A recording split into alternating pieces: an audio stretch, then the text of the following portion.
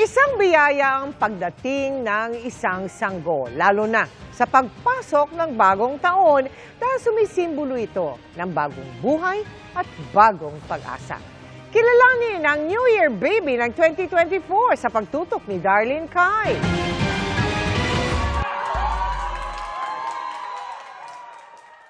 Eksaktong alas 12 ng hating gabi, isinilang ang healthy baby boy na ito sa Dr. Jose Fabella Memorial Hospital sa Maynila. Meet baby Jaden Rayleigh. Pagod man sa panganganak, bakas ang saya ng inang si Ronalyn nang mayakap niya ang sanggol.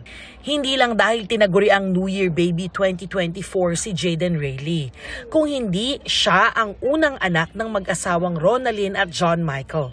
Bandang alas 7 raw kagabi dinala sa Fabella si Ronalyn. Ine-expect po kasi natin na medyo mas mabagal po yung pag-progress ng labor pag mauna pagbubuntis. Pero kung sakali man po, sakto naman po siya sa oras na timing po natin na manganganak siya ngayong alas 12 ng madaling araw. Sobrang sakit po yung lalabas na. Tapos hindi ko na kaya. Pero kinaya ko po para kay baby. Pero worth it naman po nung lumabas na si baby, nakita ko siya healthy. Labis daw silang nagpapasalamat dahil 3 taon na nilang sinusubukang magkaanak. Sobrang saya po kasi ngayon pa lang po ako nagantin.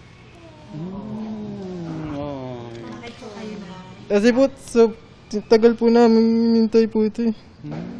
Pati po na mga magulang niya po. Kaya aalagaan daw nila ang regalong ito na sumisimbolo sa bagong buhay at bagong pag-asa para sa bagong taon. Wish ko lang naman po maging malusog siya, tsaka yung future niya gagawin ko lahat para sa kanya, sa kanilang dalawa. Para sa GMA Integrated News, Darlene Kai, nakatutok, 24 oras.